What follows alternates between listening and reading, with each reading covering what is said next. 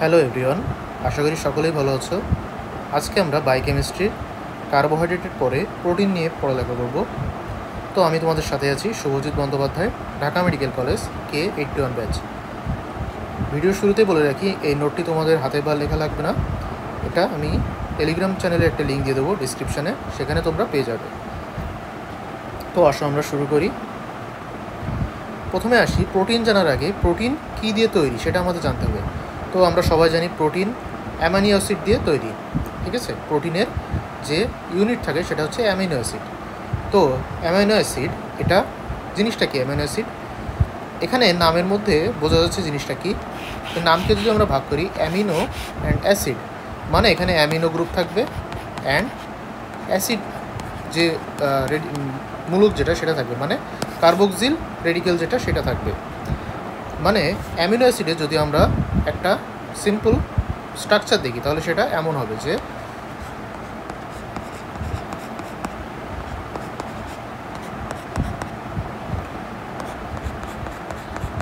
Suppose এটা একটা মানে আমাদের কনসেপচুয়াল একটা অ্যামিনো অ্যাসিডের একটা স্ট্রাকচার।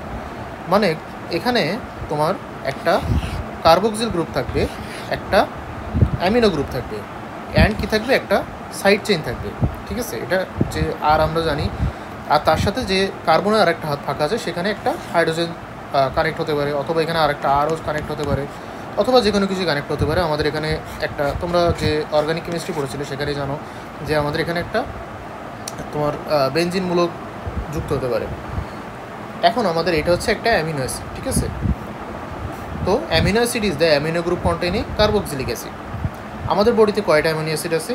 20টা অ্যামিনো অ্যাসিড আছে, 20 অ্যামিনো অ্যাসিড। এইগুলোকে বলা হয় primary amino acid or standard amino acid, ঠিক আছে। এই যে 20 অ্যামিনো অ্যাসিড ছিল আমাদের, তোমরা জানো যে সেরিন, গ্লাইসিন, এগুলো আরও বিভিন্ন ছিল, আইসোলিউসিন, লাইসিন, লিউসিন, এরকম 20টা আমাদের বডিতে আছে। এইগুলোকে বলা হবে প্রাইমারি অ্যামিনো অ্যাসিড অথবা স্ট্যান্ডার্ড অ্যামিনো অ্যাসিড। তার কারণ কি, এইগুলো থেকে পরবর্তীতে কানেক্ট হয়ে হয়ে অন্যান্য প্রোটিন, পলিপেপটাইড এগুলো তৈরি হবে। এই জন্য এগুলোকে বলা হচ্ছে প্রাইমারি অ্যামিনো অ্যাসিড। আর আমরা জানি যে অ্যামিনো অ্যাসিড এল টাইপ আছে, ডি টাইপ আছে। এখন আমাদের দেহে যে অ্যামিনো অ্যাসিডগুলো প্রডিউস হয় সেগুলো মেইনলি এল আলফা টাইপ, ঠিক আছে। ডি অ্যামিনো অ্যাসিড নর্মালি আমাদের বডিতে প্রডিউস হয় না, যা হয় সবগুলাই এল আলফা টাইপ। এবার আসি গ্লাইসিন। গ্লাইসিনটা হচ্ছে বলা হয় সিম্পলেস্ট অ্যামিনো অ্যাসিড। তার কারণ কি, এখানে এই যে আর মূলকটা ছিল এটা হাইড্রোজেন দ্বারা প্রতিস্থাপিত হয়। তার মানে সেটা কেমন হবে, এই যে এটা হচ্ছে সিম্পলেস্ট অ্যামিনো অ্যাসিড বলা হয়। এর থেকে আর সিম্পলেস্ট কোনো ফর্ম হতে পারে না, ঠিক আছে। তো গ্লাইসিনটা গেল। এখন আসি অ্যামিনো অ্যাসিডের ক্লাসিফিকেশন। ক্লাসিফিকেশন অনেক কিছুর উপর বেসিস করে করা হয়। ফার্স্টে আমরা জানবো based on the structure of side chain, মানে এই যে আমরা আগে সাইড চেন জানছিলাম, এইটার উপর ডিপেন্ড করে আমাদের ক্লাসিফিকেশান। এইগুলো তো ফিক্সড, হাইড্রোজেন ফিক্সড, এটাও ফিক্সড, এটাও ফিক্সড, তাহলে এইটা ভ্যারিয়েবল হতে পারে। অ্যামিনো অ্যাসিডের অনলি ভ্যারিয়েবল পার্ট হচ্ছে এইটা, ঠিক আছে। তো এটার উপর বেসিস করে কী কী আছে, acidic amino acid, basic amino acid, আর একটা আছে কি নিউট্রাল অ্যামিনো অ্যাসিড। তাহলে 3 প্রকার। এখন আসি অ্যাসিডিক অ্যামিনো অ্যাসিডটা কি। এটা হচ্ছে তোমার বডি নর্মাল পিএইচে এটা নেগেটিভলি চার্জ, ঠিক আছে। সাপোজ দেখো এখানে আমি 2টা মূলকই আঁকলাম। তো যদি আমাদের নেগেটিভলি চার্জ হয়, তার মানে এখান থেকে যে হাইড্রোজেনটা ছিল এটা চলে গেছে। তার মানে কি, এটা হাইড্রোজেন ডোনেট করছে না, তাই না? যেমন তোমার আমি যদি বলি এটা এইসে একটা অ্যাসিড ছিল, সে হাইড্রোজেন ডোনেট করে একটা কনজুগেট বেস ফর্ম করছে। তো এখানে সে কী করছে, একটা হাইড্রোজেন ডোনেট করলো, তো এখানেও একটা হাইড্রোজেন ডোনেট করছে। এই জন্য এটা হচ্ছে একটা নেগেটিভলি চার্জ হবে, এবং এটা অ্যাসিডিক অ্যামিনো অ্যাসিড। যেহেতু প্রোটোন ডোনেট করছে, তাহলে এটা হচ্ছে অ্যাসিডিক অ্যামিনো অ্যাসিড। এখানে কি থাকে, একটা অ্যামিনো গ্রুপ থাকে এবং 2টা কার্বক্সিল গ্রুপ থাকে। তাহলে এখানে দেখো একটা অ্যামিনো মানে কি, মোনো অ্যামিনো, আর 2টা কার্বক্সিল মানে ডাই কার্বক্সিলিক অ্যাসিড। এই জন্য এগুলোকে বলা হয় mono amino die carboxylic acid, ঠিক আছে। যেহেতু অ্যাসিডিক অ্যামিনো অ্যাসিড, তাহলে অবশ্যই কার্বক্সিল গ্রুপটা বেশি থাকবে, অ্যাসিডিক পার্টটা বেশি থাকবে। এর এক্সাম্পল কি, অ্যাসপার্টিক অ্যাসিড, গ্লুটামিক অ্যাসিড। দেখো এদের নামের শেষে কিন্তু অ্যাসিড আছে, এই জন্য তোমরা বুঝতে পারছো এটা অ্যাসিডিক অ্যামিনো অ্যাসিড। এবার আসি বেসিক অ্যামিনো অ্যাসিড। সব কিছুই উল্টো হবে। সেটা কি, আগেরটা ছিল নেগেটিভলি চার্জ, এটা হবে পজিটিভলি চার্জ। তার কারণ কি, এটা প্রোটিনকে অ্যাকসেপ্ট করবে। মানে কি, সাপোজ এখানে আমার ছিল, তাহলে এখানে হবে NH3 পজিটিভ, মানে একটা কি প্রোটনকে অ্যাকসেপ্ট করছে। এই জন্য এটা হচ্ছে একটা তোমার বেসিক অ্যামিনো অ্যাসিড। আশা করি বোঝা গেছে। তো এটা যেমন একটা অ্যামিনো গ্রুপ ছিল, এটাতে 2টা অ্যামিনো গ্রুপ থাকবে এবং একটা কার্বক্সিল গ্রুপ থাকবে। তাহলে এটা তোমরা নামকরণ নিজেই করো, ডাইঅ্যামিনো মোনোকার্বক্সিলিক অ্যাসিড। এর এক্সাম্পল কী আছে? Lysine, arginine, histidine.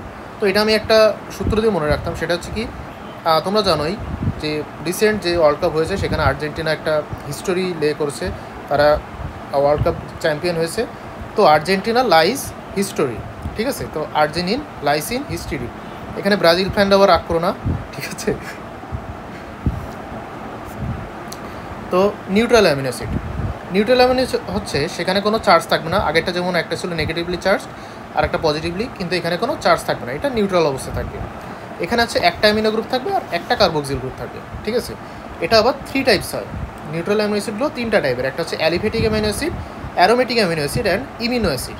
অ্যালিফেটিক এর মধ্যে আবার কিছু ভাগ আছে, সেটা কি? সালফার কন্টেনিং অ্যামিনো অ্যাসিড, মানে সেখানের মধ্যে সেই অ্যামিনো অ্যাসিডগুলোতে সালফার থাকবে, যেমন কি আছে সিস্টিন, মেথিওনিন। তো এটা আমি মনে রাখতাম সিমেন্ট দিয়ে, ঠিক আছে? সিমেন্ট দিয়ে সিস্টিন, মেন্ট দিয়ে মেথিওনিন, আর সি দিয়ে আবার সালফার মনে রাখতে পারো তোমরা। আর ব্রাঞ্চড চেইন, ঠিক আছে? এখানে ব্রাঞ্চিং থাকবে অ্যামিনো অ্যাসিডগুলোতে, যেমন কি ভ্যালিন, লিউসিন, আইসোলিউসিন।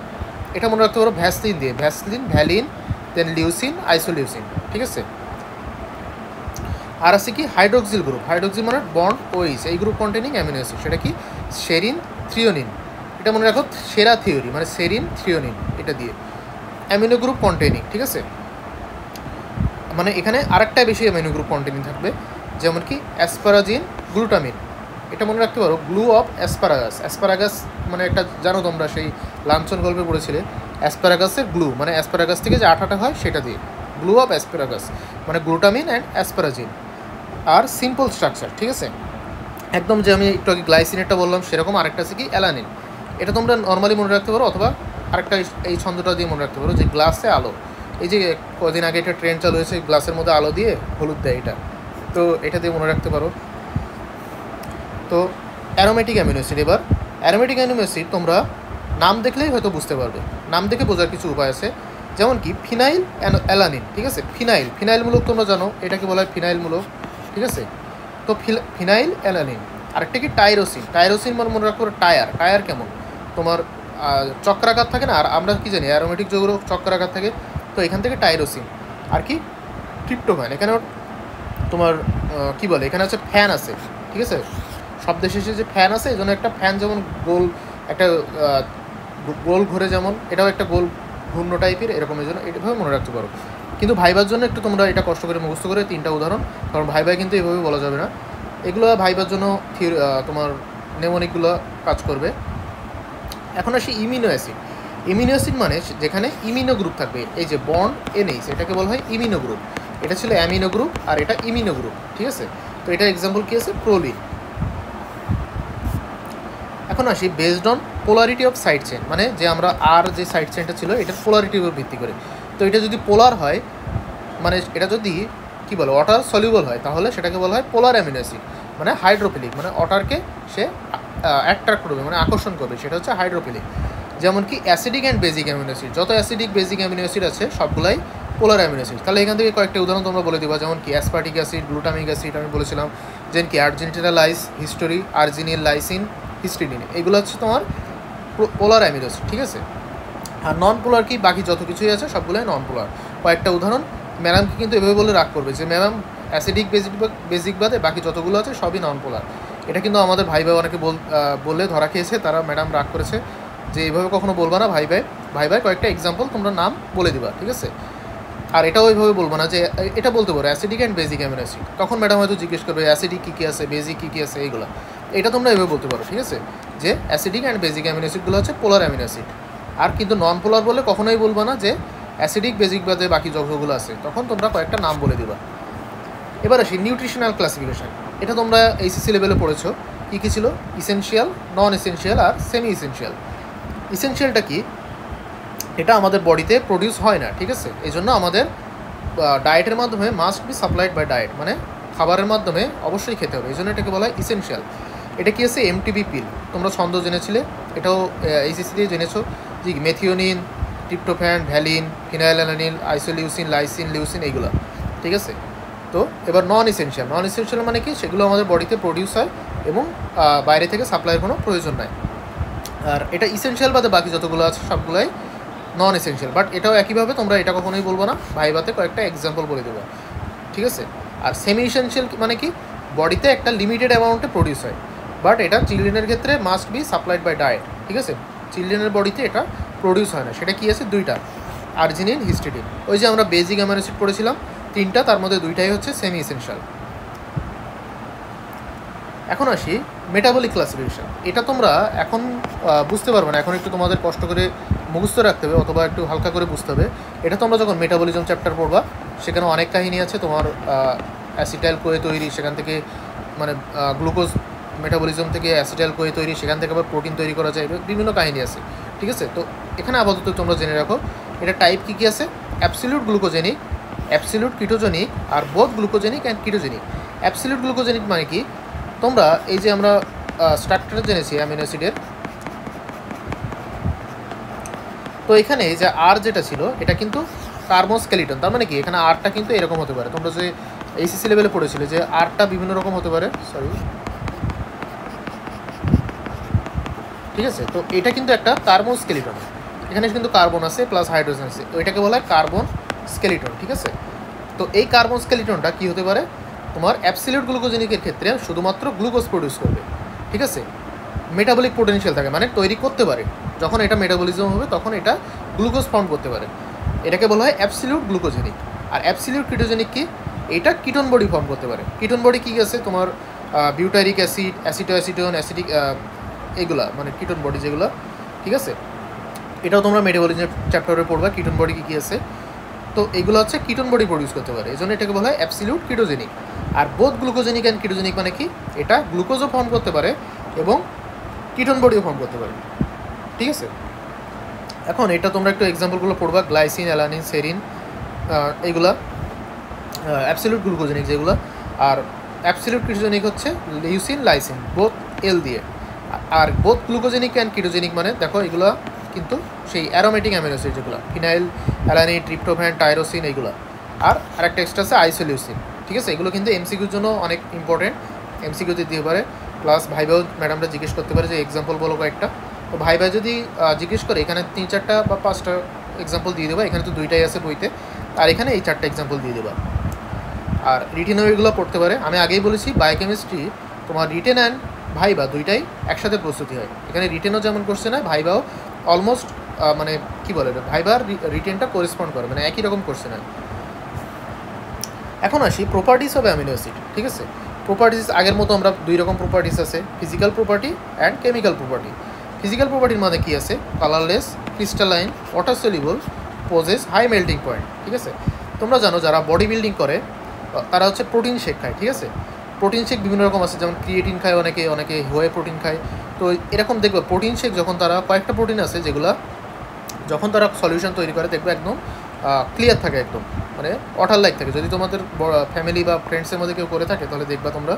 তো কালারলেস থেকে ক্রিস্টালাইন, ক্রিস্টালাইন মানে ওয়াটার সলিউবল অবশ্যই হবে, ঠিক আছে। ক্রিস্টালাইন, কলয়েড, এটা তোমরা ফার্স্ট চ্যাপ্টারে পড়বা। আর হাই মেল্টিং পয়েন্ট, ঠিক আছে, অ্যামিনো অ্যাসিডের high melting point greater than 200 degree Celsius, মানে 200 ডিগ্রি সেলসিয়াসের উপরে মেল্টিং পয়েন্ট। এবার আসি কেমিক্যাল প্রপার্টি কী আছে। কেমিক্যাল প্রপার্টি হচ্ছে অ্যাক্সেস অ্যাম্ফোলাইট। অ্যাম্ফোলাইট কি, বোথ অ্যাসিড অ্যান্ড বেস হিসেবে কাজ করতে পারে। যেমন কি ওখানে যে আমরা COOH যে কম্পাউন্ডটা দেখেছিলাম, এটা কি অ্যাসিডিক কম্পাউন্ড, আর NH2 যেটা এটা হচ্ছে বেসিক কম্পাউন্ড, ঠিক আছে। আর কি বাফার হিসেবে কাজ করে, প্রোটিন বাফার জানো তোমরা, অ্যামিনো অ্যাসিড এখানে কাজ করছে।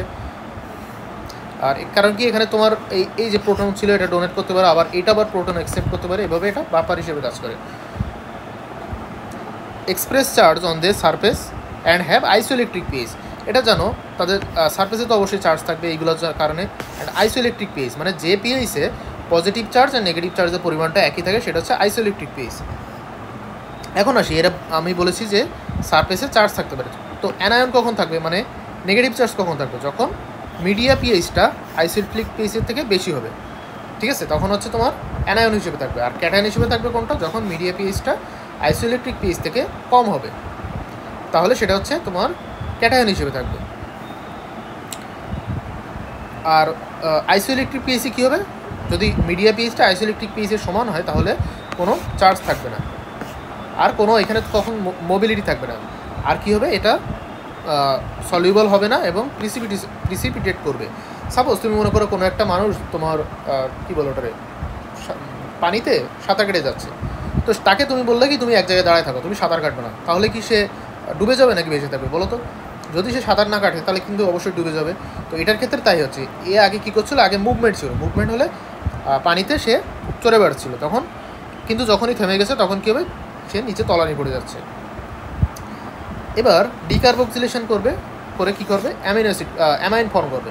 ডিকার্বক্সিলেশন মানে মনে করো এই কার্বক্সিল মূলকটা চলে গেল, তাহলে কি অনলি অ্যামিনো মূলক থাকবে, তাহলে সেটা কিন্তু অ্যামাইন হবে, তখন কিন্তু আর মানে অ্যামিনো অ্যাসিড থাকবে না। আর এস্টার উইথ অ্যালকোহল, কারণ কি এখানে একটা COOH আছে, OH আছে, তাহলে এটা এস্টার ফর্ম করবে। আর গিভস পারফর্ম করার রিয়াকশন উইথ নিন হাইড্রিন, এটা তোমরা আগেই জেনেছো, নিন হাইড্রিন টেস্ট তোমার অ্যামাইনো অ্যাসিড অথবা প্রোটিনে করা হয়। আর forms carbomino compound with carbon dioxide, carbamino compound form করছে। এখন আসি অ্যামিনো অ্যাসিডের ফাংশন কী কী আছে। ফার্স্ট অফ অল এটা পেপটাইড, পলিপেপটাইড, প্রোটিন এগুলোর বিল্ডিং ব্লক হিসেবে কাজ করে। এখন আমি এখানে একটু আগেই পরে লিখছি, যদিও এটা আগে বলে দিই, সেটা কি পেপটাইড কখন বলবো, যখন 2 থেকে 10টা অ্যামিনো অ্যাসিড যুক্ত হবে তখন সেটাকে বলবো পেপটাইড। পলিপেপটাইড কখন বলবো, যখন 10 থেকে 100টা যোগ হবে, আর 100টার বেশি হলে তখন বলবো প্রোটিন। ঠিক আছে, তারপরে নেক্সট কাজ কী আছে, support gluconeogenesis in fasting and starvation. গ্লুকোনিওজেনেসিসটা কি, তোমার কোনো নন কার্বোহাইড্রেট সোর্স থেকে গ্লুকোজ তৈরি হবে, সেটাকে বলা হবে গ্লুকোনিওজেনেসিস। এখানে অ্যামিনো অ্যাসিড থেকেও তৈরি হতে পারে ফাস্টিং অ্যান্ড স্টারভেশন অবস্থায়, যখন তোমার বডিতে গ্লুকোজ লেভেলটা অনেক কম হয়ে যাবে। Synthesis of specialised products such as neurotransmitter, hormone, purine, pyrimidine, heme, glutathione, এগুলো কিন্তু সবই প্রোটিন জাতীয় মানে জিনিসপত্র। ঠিক আছে, বাট স্পেশালাইজড। যেমন নিউরোট্রান্সমিটার কী করে, সে নার্ভ সিগন্যালকে সাপ্লাই মানে বহন করবে, এক কথায় হরমোন আছে, পিউরিন আছে, এগুলো সবই। আর ডিটক্সিফিকেশন করবে লিভারে অবশ্যই, সেটা কি গ্লাইসিন অ্যান্ড সিস্টিন, এগুলো হচ্ছে ডিটক্সিফিকেশন করবে। আর অ্যাক্সেস মেটাবলিক ফুয়েল, অবশ্যই সেটা আমাদের কিছু একটা এনার্জি দেবেই। 10% অফ দ্য বডি এনার্জি সেটা হচ্ছে অ্যামিনো অ্যাসিড প্রোভাইড করে আমাদের। এখন আসি পেপটাইড। পেপটাইড আমি কি বলছিলাম, আগেই আসি, এই যে পেপটাইড হচ্ছে 2 থেকে 10টা অ্যামিনো অ্যাসিড। তো কিছু যদি পেপটাইডের উদাহরণ তোমাদের বলতে বলে ভাইবাতে অথবা লিখতে দেয়, তাহলে তোমরা কী লিখবা, এই যে এইগুলো হচ্ছে সবই পেপটাইড। TRH মানে thyrotropin releasing hormone, glutathione, oxytocin, ADH, bradykinin, angiotensin 1, angiotensin 2, এগুলো ম্যাক্সিমামই তোমরা আগে জেনে আছো এই শব্দগুলো। তো এগুলোতে কয়টা করে অ্যামিনো অ্যাসিড থাকে এগুলো একটু তোমরা জানবা। এটা একটা ভালোভাবে মনে রাখা যায়। ফার্স্ট অফ অল এটাতে আসি অ্যাঞ্জিওটেনসিন 1। তো 1টা কেমন, 1-এর পাশে যদি আমরা একটা 0 বসিয়ে দিই তাহলে কী হবে, 10 হবে অবশ্যই। তাহলে এখানে মনে রাখবো 1-এর পাশে একটা 0, 10। 2 মানে কি, এই 10 থেকে 2 বাদ দিলাম, তাহলে কত থাকে, 8 থাকে, তাহলে এটা হয়ে গেল। এবার মনে রাখবা বাকি যতগুলো আছে 9 এক্সেপ্ট 2টা, একটা হচ্ছে TRH আর গ্লুটাথিয়ন। এটা তোমরা TG মনে রাখতে পারো, টেলিগ্রামকে আমরা TG দিয়ে প্রকাশ করি অনেক সময়, তো সেই TG হচ্ছে 3টা। ওকে, তো এইভাবে মনে রাখতে পারো। আর বাকি যে অক্সিটোসিন, ADH, ব্রাডিকিনিন, এগুলো হচ্ছে 9টা করে। এখন আসি প্রোটিনে। প্রোটিনটা কি, ম্যাক্রোমলিকুলার, এটা কিন্তু ম্যাক্রোমলিকুলার, মাইক্রো না কিন্তু। প্রোটিনটা কিন্তু আমরা মানে একটু মাইক্রো থেকে বড় সেটা। Polymer of amino acid link by peptide bond. Protein কী দ্বারা ফর্ম হয়, পেপটাইড বন্ড দ্বারা। আর এখানে কয়টা অ্যামিনো অ্যাসিড থাকে, মোর দ্যান 100 অ্যামিনো অ্যাসিড। ঠিক আছে, এর মলিকুলার ওয়েট কত হয়, 5000 থেকে 8000 হতে পারে। এখন ক্লাসিফিকেশন অফ, আমরা একটু আগে অ্যামিনো অ্যাসিড পড়েছি, এবার আমরা প্রোটিন পড়বো। তো প্রোটিনের ক্লাসিফিকেশন কী আছে, first of all based on size, shape and solubility. এর মধ্যে হচ্ছে simple protein, conjugate protein and derive protein, এই 3টা ক্লাসিফিকেশন। তাহলে সিম্পল প্রোটিন মানে কি, এটাতে শুধুমাত্র অ্যামিনো অ্যাসিড থাকবে, অন্য কোনো নন প্রোটিন সাবস্টেন্স থাকবে না। ঠিক আছে, এটাকে যদি তুমি ব্রেক ডাউন করো শুধুমাত্র অ্যামিনো অ্যাসিড পাবে, কোনো নন প্রোটিন সাবস্টেন্স পাবে না। এটা হচ্ছে সিম্পল কার্বোহাইড্রেটের মতোই সিম্পল প্রোটিন। এর মধ্যে আবার 2টা টাইপস আছে, একটা হচ্ছে ফাইব্রাস প্রোটিন, একটা হচ্ছে গ্লোবিউলার প্রোটিন। ফাইব্রাস প্রোটিনের আরেকটা নাম আবার স্ক্লেরোপ্রোটিন, আর এটাকে বলা হয় স্ফেরোপ্রোটিন। ফাইব্রাস মানে তোমরা বুঝতে পারছো, এটা ফাইবারের মতো হবে, মানে এরকম লম্বা লম্বা বা পেঁচানো থাকতে পারে, কিন্তু গ্লোবিউলারগুলো কেমন হবে, গোল গোল হবে। ঠিক আছে, স্পিরিক্যাল শেপড হবে। ফাইব্রাস প্রোটিনের এক্সাম্পল কী আছে, কোলাজেন, ইলাস্টিন, কেরাটিন। কোলাজেনটা কেমন থাকে, কোলাজেনটা হচ্ছে 3টা চেইন থাকে এরকম পেঁচানো, ডিএনএতে আমরা যদি 2টা চেন, এখানে আরেকটা চেন এক্সট্রা হবে, তখন সেটাকে বলা হবে কোলাজেন। ঠিক আছে, তো এটা কেমন থাকে, একটা ফাইবার লাইক, মানে একটু সুতার মতো না, এই জন্য এটাকে বলা হচ্ছে ফাইব্রাস প্রোটিন। এখন ফাইব্রাস প্রোটিনের কিছু বৈশিষ্ট্য কী কী আছে, entirely animal origin and have high molecular weight. Collagen, elastin এগুলো শুধুমাত্র অ্যানিমালে পাওয়া যায়, যেমন কোলাজেন কোথায় পাওয়া যায়, আমাদের বোনসে পাওয়া যায়, কার্টিলেজে পাওয়া যায়। ইলাস্টিন যেমন তোমার যেসব টিস্যুগুলো ইলাস্টিক টাইপ, মানে কার্টিলেজেও ইলাস্টিন থাকে, এরকম ইলাস্টিক কার্টিলেজে থাকে। কেরাটিন যেমন চুলে পাওয়া যায়, চুলে, নখে, এইগুলো সব জায়গায় পাওয়া যায়। তাহলে এটা কি অবশ্যই তোমার অ্যানিম্যাল অরিজিন, কোনো তোমার প্লান্টে থাকবে না এগুলো। এখন কি ফাইবার লাইক, এই যে আমরা যেমন কোলাজেনটা বললাম fibre like with high tensile strength, মানে এগুলো অনেক বেশি স্ট্রেস সহ্য করতে পারে। এই জন্য দেখবা তোমার নখ বা চুলে এইসব জায়গায় যত তুমি টানবা দেখবা অনেক ফোর্স সে সহ্য করতে পারে। এগুলো অবশ্যই water insoluble and highly resistance to proteolytic enzyme, মানে এটাও ওয়াটার ইনসলিবল এবং প্রোটিওলাইটিক এনজাইম সহজে এটাকে ব্রেকডাউন করতে পারে না। প্রোটিওলাইটিক এনজাইম মানে কি, যেগুলো প্রোটিনকে ব্রেকডাউন করে।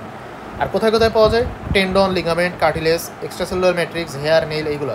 যেমন এই যে কোলাজেন কোথায় পাওয়া যায়, আমি একটু আগে বললাম বোনসে পাওয়া যায়, কার্টিলেজে পাওয়া যায়, টেন্ডনে, ইলাস্টিনও একই যে সব জায়গায়, এক্সট্রাসেলুলার ম্যাট্রিক্সে পাওয়া যায়, আবার কেরাটিন, হেয়ার, নেইলে পাওয়া যায়। এবার আসি গ্লোবিউলার প্রোটিন। গ্লোবিউলার প্রোটিনের কি তোমরা আগেই জেনেছো, অ্যালবুমিন, গ্লোবিউলিন, প্রোটামিন, হিস্টোন, এগুলো কি আছে ওভাল আর স্পেরিক্যাল শেপ। স্পেরিক্যাল মানে কি 3D, মানে গোলক, যেটা স্পিয়ার মানে একটা গোলক, মানে একটা ফুটবল মনে করো সেরকম শেপ। তো এটাকে যেহেতু এটা 3 ডাইমেনশনাল, এই জন্য এটাকে স্পেরিক্যাল বলছে, সার্কুলার না বলে। আর এটা কি থাকে, লো মলিকুলার ওয়েট থাকে, যেহেতু এটা ছোটো ছোটো থাকে, গোল গোল চলাচল করতে পারে, এই জন্য এটা লো মলিকুলার ওয়েট। কিন্তু এটা কিন্তু হাই মলিকুলার ওয়েট ছিল, মাথায় রাখবা। আর এটা ওয়াটার সলিউবল অবশ্যই, অ্যান্ড ডাইজেস্টিবল বাই প্রোটিওলাইটিক এনজাইম। তুমি জানো যে অ্যালবুমিন কোথায় থাকে, ডিমের সাদা অংশে থাকে। তো ডিমের সাদা অংশ তুমি যদি পানিতে গুলে ফেলো দেখবা পানিতে ওটা সলিউবল হচ্ছে। অ্যান্ড ডাইজেস্টিবল বাই প্রোটিওলাইটিক এনজাইম, মানে এর অলমোস্ট এর সবগুলোই এর উল্টা। এখন আসি কনজুগেটেড প্রোটিন।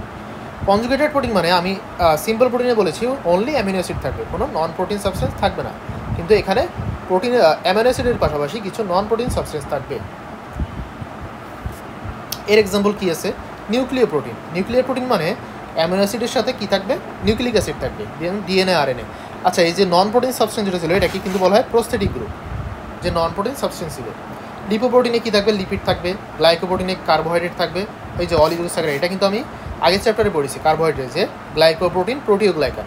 গ্লাইকোপ্রোটিনে থাকে অলিগোস্যাকারাইড, প্রোটিওগ্লাইকানে থাকে গ্যাগ। ফেরিটিনে কী থাকবে, নামের সাথে আছে, আয়রন থাকবে। কার্বনিক অ্যানহাইড্রেস, এখানে জিঙ্ক থাকবে, এটা কিন্তু ইম্পর্টেন্ট। এগুলো সবই ইম্পর্টেন্ট, তোমার এমসিকিউ দিতে পারে, এমটিভি দিতে পারে, যে ট্রু ফল যেটা। ঠিক আছে, সেরুলোপ্লাজমিনতে কপার থাকে, হিমোগ্লোবিন, মায়োগ্লোবিন, সাইটোক্রোম, পারঅক্সিডেজ, ক্যাটালাইজ, এইগুলোতে সব থাকে হিম। অ্যান্ড রডোপ্সিনে থাকে রেটিনল। এখন এই যে ফেরিটিন, কার্বনিক অ্যানহাইড্রেস আর সেরুলোপ্লাজমিন, এগুলোতে কী থাকছে, মেটাল জাতীয় পদার্থ থাকছে না, প্রোস্থেটিক গ্রুপ হিসেবে, এই জন্য এটাকে বলা হচ্ছে মেটালোপ্রোটিন। আর এগুলোতে কী থাকছে, পিগমেন্ট টাইপ জিনিস থাকছে না, হিম একটা পিগমেন্ট একরকম, রেটিনলও একটা পিগমেন্ট, এই জন্য এটাকে বলা হচ্ছে ক্রোমোপ্রোটিন। আর এই যে যেগুলোতে হিম থাকছে সেগুলোকে আবার হিম প্রোটিনও বলা হয়। এবার ডিরাইভ প্রোটিন মানে প্রোটিনের ডিন্যাচুরেশন আর ডিগ্রেডেশন হবে।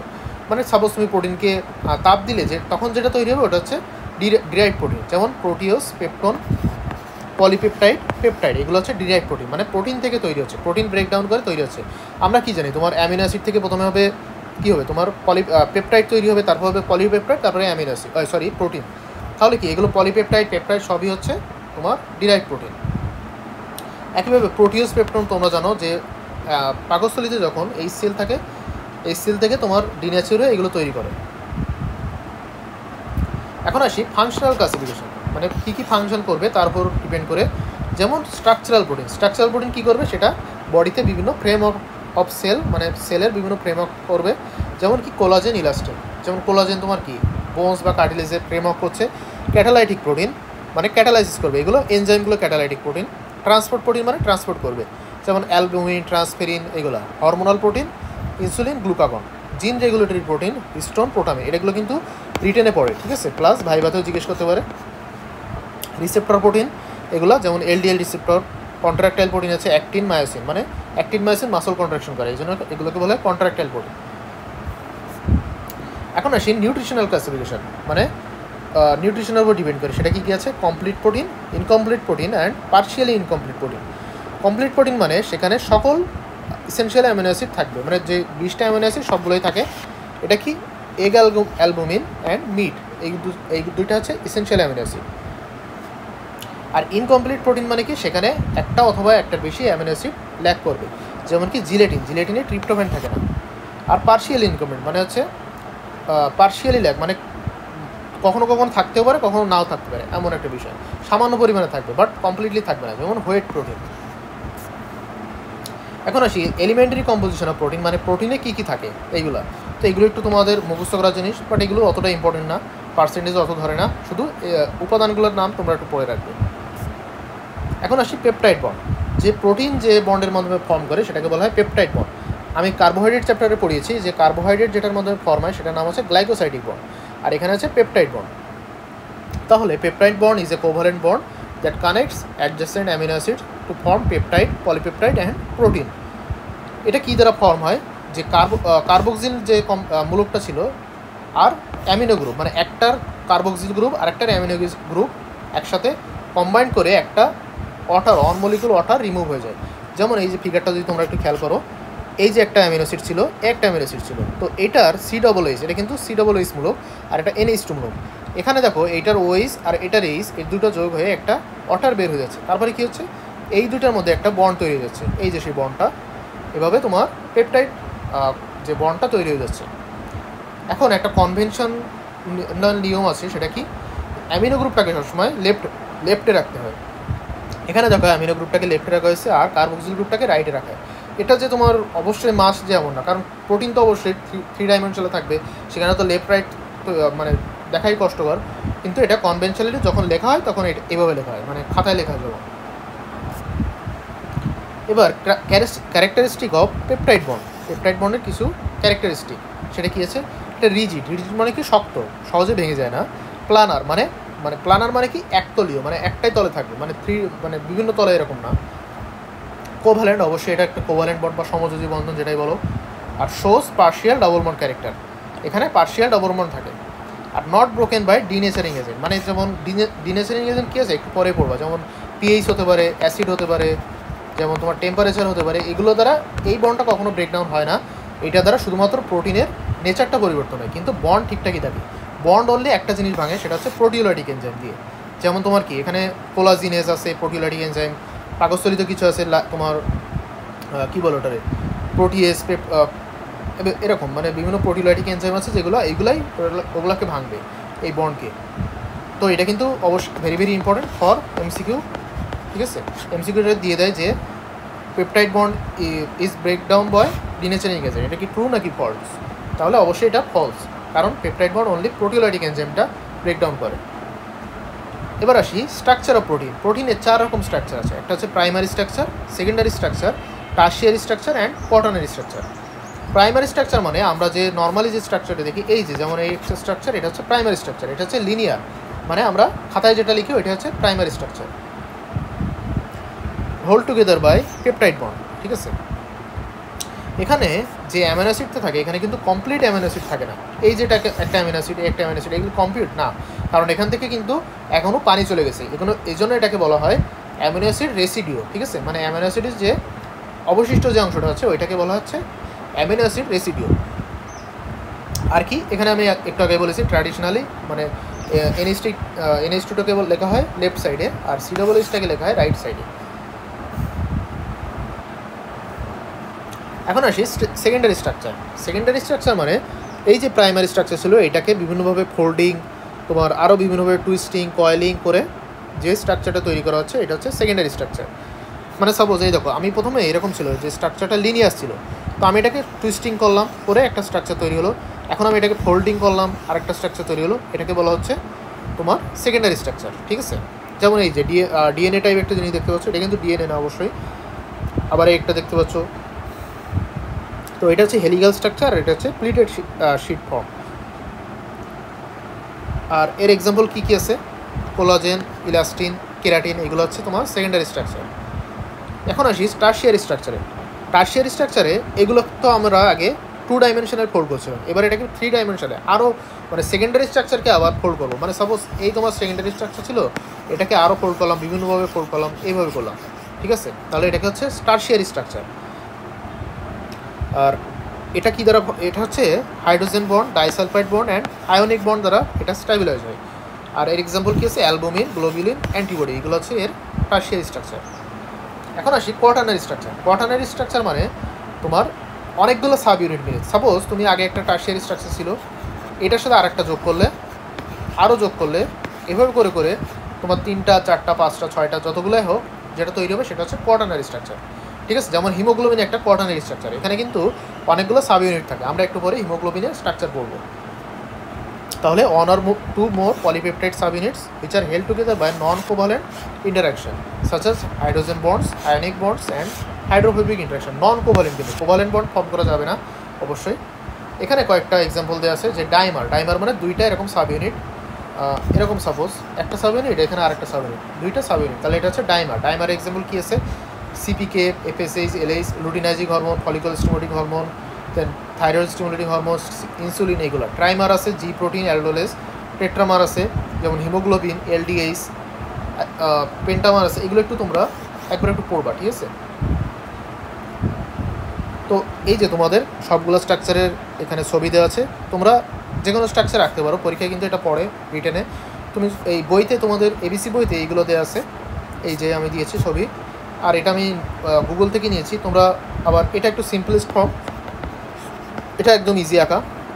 তো এই যে 3 রকম স্ট্রাকচার, যে কোনো একটা আঁকতে পারো। এটা একটু যারা রং ঠং করতে পারো, এটা ভালো দেখা একটু দেখতে, এটা করতে পারো।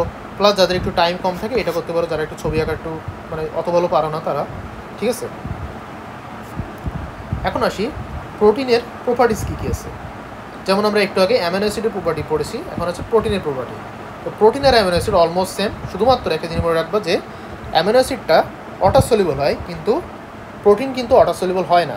যেমন আমি একটু আগে বললাম প্রোটিন শেক খায় অনেকে যারা বডি বিল্ডিং করে, তো প্রোটিন শেক কিন্তু অবশ্যই সলিউবল হয়, কিন্তু তুমি বাজার থেকে যদি মাছ কিনে নাও, এখন মাছটা তুমি সাপোজ ব্লেন্ড করলে, কাঁচা মাছ অবশ্যই ব্লেন্ড করে তুমি পানিতে মিশাও, দেখবা ওটা মিশবে না, নিচে তলানি পড়ে যাবে। অথবা মাংস, মুরগির মাংস যেটাই বলো, তো এই জন্য অ্যামিনো অ্যাসিডটা protein soluble, but protein insoluble, sorry water insoluble. তো এখানে প্রথমে হচ্ছে macromolecules with variable shape and variable molecular weight, 4000 থেকে 44,000 মলিকুলার ওয়েট হতে পারে। আর differential solubility but mostly water insoluble, মানে কিছু কিছু ওয়াটার সলিউবল হতেও পারে বাট মোস্টলি ওয়াটার ইনসলিউবল। আর ফর্মস কলয়েডাল সলিউশন, তাহলে অ্যামিনো অ্যাসিড ছিল ক্রিস্টালয়েড অ্যান্ড প্রোটিন হচ্ছে কলয়েড, এটা মনে রাখতে হবে। এখন আসি কেমিক্যাল প্রপার্টি কি, এটাও almost same as amino acid. Amphoteric, ওটাও আগে অ্যাম্ফোটেরিক ছিল। অ্যাক্টাস বাফার, প্রোটিন বাফার যেটা আমি বলেছি। হিট লেভেল মানে হচ্ছে কি, তোমার হিট দিলে এটা কোয়াগুলেটেড হতে পারে, মানে জমাট বলতে পারে, অথবা ডিনেচার্ড হয়ে যেতে পারে, ঠিক আছে? ডিনেচার্ড মানে ন্যাচারাল বৈশিষ্ট্য হারাতে পারে, প্রোটিনের যেসব বৈশিষ্ট্য আছে। আর এক্সপ্রেস চার্জ অন সারফেস, এটা আগের মতোই বলেছি, গিভস কালার রিয়াকশন উইথ নিন হাইড্রিন অ্যান্ড বায়োরিড রিয়াজেন্ট। এখন আসি বায়োলজিক্যাল ইম্পর্টেন্স অফ প্রোটিন, এটা ওই অ্যামিনো অ্যাসিডের মতোই অনেকটা, দেখবা যে কি ফর্মেশন অফ সাইটোস্কেলিটন, আমাদের বডিতে যে সেলের মধ্যে সাইটোস্কেলিটন থাকে ওইগুলো ফর্ম করে বসে। Provide mechanical support by structural protein, যেমন কোলাজেন, ইলাস্টিন। মেকানিক্যাল সাপোর্ট মানে কি, যেমন বোনসে দিচ্ছে, কার্টিলেজে দিচ্ছে, টেন্ডনে দিচ্ছে, এরকম। Promotes catalytic function by enzyme and hormonal function by hormones, মানে এটা একটা আমি সহজ জিনিস বলে দিই, তোমরা যদি এই যে ছকটা পড়ছিলে তোমরা, এই ছকটা শুধু কাজগুলো যদি তোমরা দিয়ে দাও তাহলে তোমাদের প্রোটিনের ফাংশন হয়ে গেল। কারণ এটা কি, ফাংশনাল ক্লাসিফিকেশন অফ প্রোটিন, মানে এগুলোই তো প্রোটিনের ফাংশন, ঠিক আছে? তো এটা যদি তোমরা এক্সট্রাভাবে পড়তে নাও পারো, ওই ছকটা যদি ভালোভাবে পড়ো, ওইটা দিয়ে দিলেই তোমাদের প্রোটিনের ফাংশন হয়ে যাবে। তো এটা তোমরা পড়ে দেখবা, সবই এই পড়া তোমাদের জানা। এখন আসি ডিনেচার্ড প্রোটিন। ডিনেচার্ড মানে কি, সেটা তাদের ন্যাচারাল বৈশিষ্ট্য থেকে ভ্যারি করছে বৈশিষ্ট্যগুলো। Loss of their native structural conformation due to disruption of secondary, tertiary, quaternary structure বা প্রিভার্জিং বা প্রাইমারি স্ট্রাকচার। তার মানে তোমার এখানে সেকেন্ডারি, কোয়াটারনারি, টারশিয়ারি স্ট্রাকচারটা ভেঙে যাবে, বাট প্রাইমারি স্ট্রাকচারটা অবশ্যই ভালো থাকবে। আমি একটু আগে বলেছি ডিনেচারিং এজেন্ট কিন্তু তোমার যে পেপটাইড বন্ডটাকে ভাঙতে পারে না, এটা অনলি ভাঙবে কে, প্রোটিওলাইটিক এনজাইমগুলো। আর এখানে কোনো ইন্ট্রামলিকুলার চেঞ্জ থাকবে না, তার মানে আমরা যে পেপটাইড বন্ড বা যত কিছু ছিল সবগুলোই সেম থাকবে। আর এটা ইউজুয়ালি ইরিভার্সিবল, মানে রিভার্সিবল হওয়া যাবে না, মানে একবার হয়ে গেলে তাকে আর ফিরে আনা কোনো উপায় নাই। But really it may be reversible, কয়েকটা ক্ষেত্রে হতে পারে, রেয়ার খুবই। আর ডিনেচারিং এজেন্ট কী কী আছে? ফিজিক্যাল এজেন্ট আছে, যেমন extreme temperature, ultrasound, X ray, UV, এইগুলো। Extreme pH, strong acid, strong alkali, detergent, heavy metal, tetrachloro acidic acid, আর হাই ইউরিয়া কনসেন্ট্রেশন, এগুলো হচ্ছে ডিনেচারিং এজেন্ট। এগুলো একটু পড়বা তোমরা। রিভার্সিবল ডিনেচারেশন কোন ক্ষেত্রে হয়?